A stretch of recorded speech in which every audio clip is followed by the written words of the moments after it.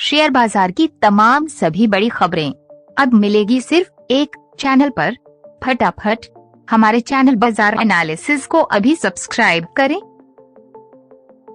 SBI life insurance SBI life का एकीकृत शुद्ध लाभ चालू वित्त वर्ष की तीसरी तिमाही में 56% बढ़कर 364 करोड़ रुपए पर पहुंच गया। निजी क्षेत्र की बीमा कंपनी ने शुक्रवार को शेयर बाजार को बताया कि इससे पिछले वित्त वर्ष की तीसरी तिमाही में उसका शुद्ध लाभ 233 करोड़ रुपए था।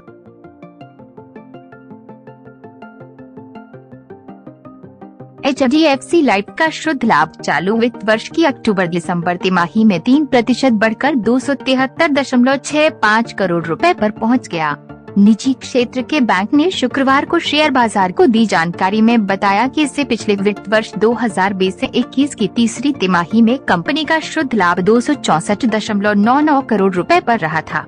ग्रुप का ग्रॉस रेवेन्यू दिसंबर तिमाही में 2.09 लाख करोड़ रुपए रहा, जो एक साल पहले की तुलना में 52.2% ज्यादा है। देश की सबसे बड़ी कंपनी रिलायंस इंडस्ट्रीज को अक्टूबर से दिसंबर तिमाही के बीच 20,539 करोड़ रुपए का शुद्ध फायदा हुआ है। एक साल पहले इसी अवधि की तुलना में यह 37.9% ज्यादा है। Vodafone idea Q3 results. कर्ज में डूबी टेलीकॉम कंपनी वोडाफोन आइडिया के तिमाही नतीजे आ गए हैं। कंपनी ने शुक्रवार को बताया कि दिसंबर 2021 को समाप्त चालू वित्त वर्ष की तीसरी तिमाही में उसका कंसोलिडेटेड घाटा बढ़कर 7,230.9 करोड़ रुपए हो गया। कंपनी को एक साल पहले इसी अवधि में 4,532.1 करोड़ रुपए का घाटा हुआ था। रिलायंस इंडस्ट्रीज लिमिटेड के ऑयल और गैस बिजनेस से होने वाली आमदनी में दिसंबर तिमाही में 55% का आंक का उछाल आया है। कंपनी को मौजूदा वित्त वर्ष की तीसरी तिमाही में ऑयल और गैस बिजनेस से 2,559 करोड़ रुपए की आमदनी हुई है, जो इसकी ठीक पिछली तिमाही में 1,664 करोड़ रुपए था। जीवन बीमा निगम। भारतीय जीवन बीमा निगम का प्रवर्तित औद्योगिक विकास बैंक ऑफ इंडिया बैंक ने शुक्रवार को कहा कि दिसंबर में समाप्त तीसरी तिमाही में उसका एकल आधार पर शुद्ध लाभ 53% बढ़कर 578 करोड़ रुपए हो गया। पिछले वर्ष की अक्टूबर-दिसंबर तिमाही में औद्योगिक विकास बैंक ऑफ इंडिया बैंक ने 378 करोड़ रुपए का शुद्ध लाभ अर्जित किया था। देश की दूसरी सबसे बड़ी steel manufacturer JSW steel limited ने शुक्रवार 21 जनवरी को मौजूदा वित्त वर्ष की तीसरी तिमाही यानी अक्टूबर-दिसंबर 2021 तिमाही के वित्तीय नतीजे जारी किए। कंपनी ने बताया कि दिसंबर तिमाही में उसका कंसोलिडेटेड नेट प्रॉफिट सालाना आधार पर 62.5% बढ़कर 4,357 करोड़ रुपए रहा, जो पिछले वित्त वर्ष की इसी तिमाही में 2,681 रुपए था। इससे पिछले तिमाही यानी सितंबर तिमाही में कंपनी का कंसोलिडेटेड मुनाफा 7,170 करोड़ रुपए रहा था। वेदांता समूह की कंपनी हिंदुस्तान जिंक लिमिटेड का एकीकृत शुद्ध लाभ 31 दिसंबर 2021 को समाप्त तिमाही में 22.7% बढ़कर 2,701 करोड़ रुपए हो गया। हिंदुस्तान जिंक लिमिटेड ने शुक्रवार को शेयर बाजार को दी सूचना में बताया कि कंपनी ने एक साल पहले की समान अवधि में 2,200 करोड़ रुपए का एकीकृत शुद्ध लाभ अर्जित किया था। एमके ग्लोबल फाइनेंशियल सर्विसेज ने गल्फ ऑयल लब्रिकेंट्स के स्टॉक में बाय कॉल दिया है। यह स्टॉक 472 रुपए के आसपास नजर आ रहा है। ब्रोकरेज हाउस का मानना है कि अगले 12 महीने में ये स्टॉक 74% की ग्रोथ दिखाते हुए 820 रुपए का स्तर छू सकता है। एमके ग्लोबल का कहना है कि बिना किसी नेगेटिव ट्रिगर के ये शेयर पिछले 2 महीनों में 20% टूटा है। इलेक्ट्रिक व्हीकल के आने से भी इस कंपनी पर कोई बड़ा असर पड़ने की संभावना नहीं है। आगे मीडियम और हेवी कमर्शियल व्हीकल और इंडस्ट्रियल सेक्टर से आने वाली मांग में तेजी देखने को मिलेगी। इसके अलावा 2 व्हीलर और 4 व्हीलर सेगमेंट के भी पूरी तरह ईवी में शिफ्ट होने की संभावना नहीं है। ऐसे में हम ये नहीं है कह सकते हैं कि पेट्रोल डीजल से चलने वालों वाहनों का महत्व पूरी तरह से खत्म हो जाएगा।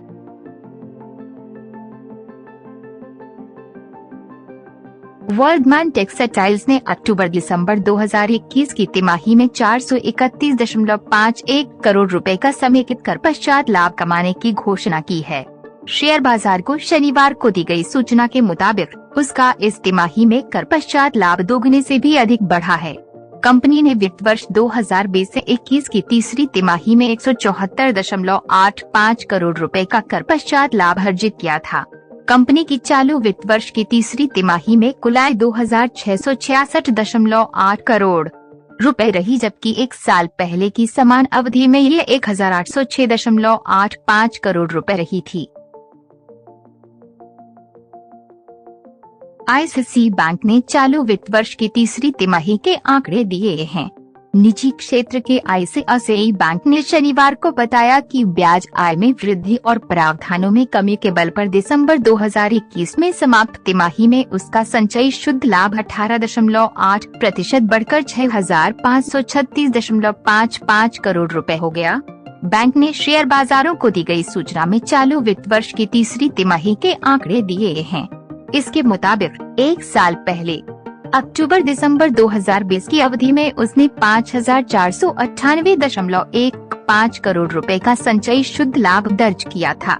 बैंक ने बताया कि चालू वित्त वर्ष की तीसरी तिमाही में उसकी कुल आय 39,865.80 करोड़ रुपए रही, जो इससे पिछले वित्त वर्ष की समान अवधि में 40,419.08 करोड़ रुपए थी। लाइफस्टाइल उत्पादों से जुड़ी कंपनी फैब इंडिया की आरंभिक सार्वजनिक निर्गम आईपीओ के जरिए 4,000 करोड़ रुपए जुटाने की योजना है। इसके लिए कंपनी ने शनिवार को बाजार नियामक सेबी के समक्ष आवेदन किया। भारतीय प्रतिभूति एवं विनिमय बोर्ड सेबी की मंजूरी के लिए पेश मसौदा प्रस्ताव के मुताबिक इस पेशकश में 500 करोड़ रुपए के नए शेयर जारी किए जाएंगे। इसके अलावा फैब इंडिया 2,50,50,543 पुराने शेयरों की बिक्री की पेशकश भी करेगी। रिलायंस जियो इंफोकॉम के अध्यक्ष किरण थॉमस ने एक बयान में भारत में 5G सेवाएं मुहैया कराने से जुड़ी अपनी तैयारियों का ब्यौरा देते हुए कहा कि इसके सफल संचालन के लिए कंपनी ने कई समर्पित टीमों का गठन किया हुआ है।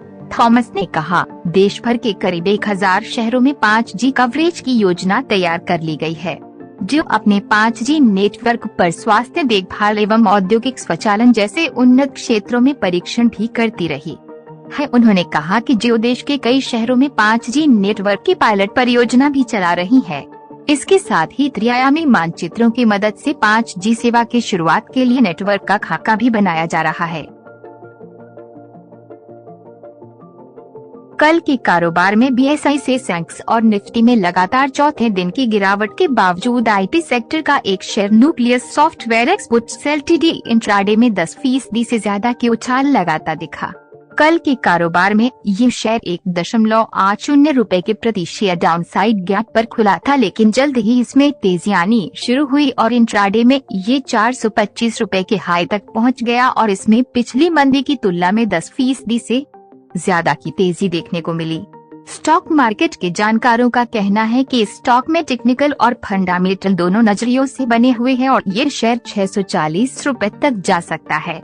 शेयर बाजार के जानकारों का कहना है कि हाल ही में न्यूक्लियस सॉफ्टवेयर के बायबैक के ऐलान और वियतनाम कमर्शियल बैंक की तरफ से मिले बड़े ऑर्डर को बाजार ने पॉजिटिव नजरिए से देखा है। इसके अलावा टेक्निकल चार्ट पैटर्न पर भी स्टॉक में 575 रुपए के लेवल फ्रेश ब्रेकआउट दिया है। इंटेल व्यापार संधि इंटेल कॉर्प अमेरिका के ओहियो प्रांत में $20 अरब करीब 1,48,000 करोड़ रुपए की लागत से एक चिप बनाने वाला एक बड़ा प्लांट लगाने की योजना में है।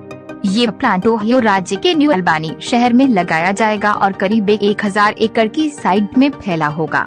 इंटेल ने ये योजना ऐसे समय में बनाई है जब पूरी दुनिया सेमीकंडक्टर की कमी से जूझ रही है और इसके चलते कार, स्मार्टफोन और लैपटॉप बनाने वाली कंपनियों को दिक्कतों का सामना करना पड़ रहा है। टाइम मैगजीन की एक रिपोर्ट के मुताबिक इंटेल इस प्लांट में चिप्स के उत्पादन के साथ अत्याधुनिक चिप्स बनाने को लेकर उन पर रिसर्च भी करेगी।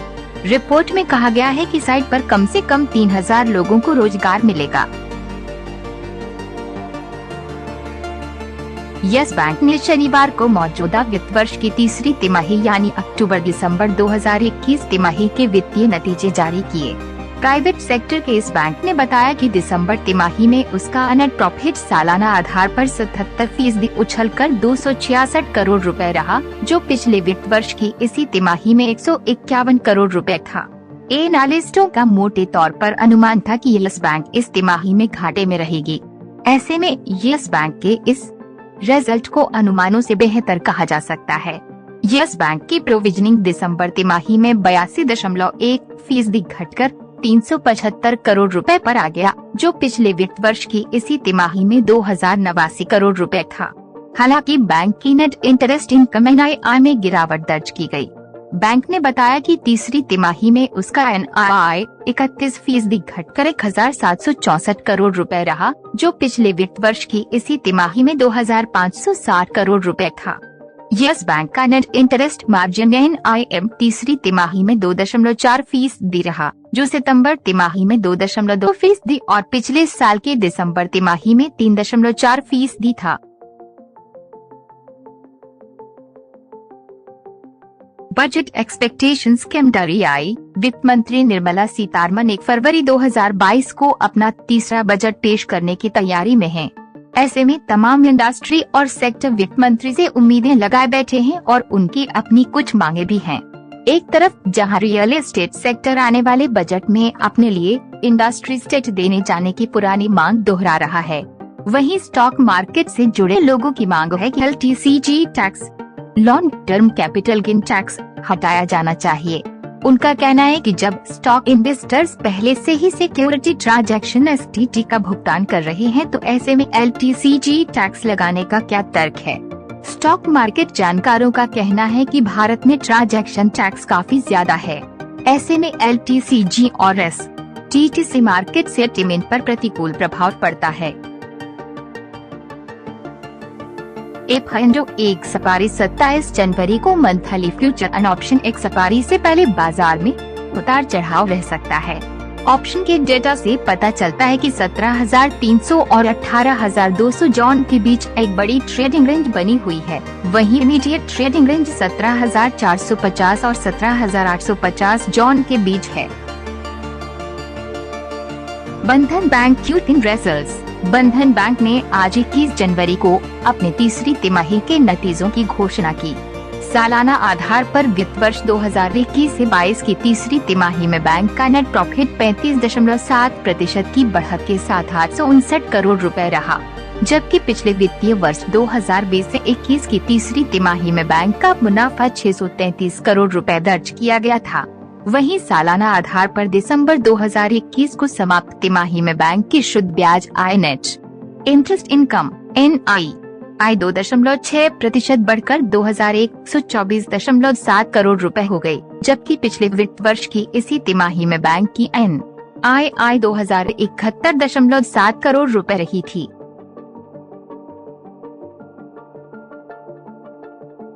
इन्वेस्टर्स की नजर 26 जनवरी को होने वाली US फेडरल रिजर्व की बैठक पर नजर रहेगी, क्योंकि वे US ट्रेजरी यील्ड्स के 2 साल के हाई पर पहुंचने के बाद इंटरेस्ट रेट्स में बढ़ोतरी पर स्पष्टता चाहते हैं। US फेडरल रिजर्व द्वारा 2022 में 3 बार दरें बढ़ाए जाने का अनुमान है। Thanks for watching. Share market से जुड़ी ताज़ा जानकारी और डेली मार्केट एनालिसिस के लिए हमारे चैनल बाजार एनालिसिस के सब्सक्राइब बटन और बेल आइकॉन को दबाना ना भूलें। धन्यवाद।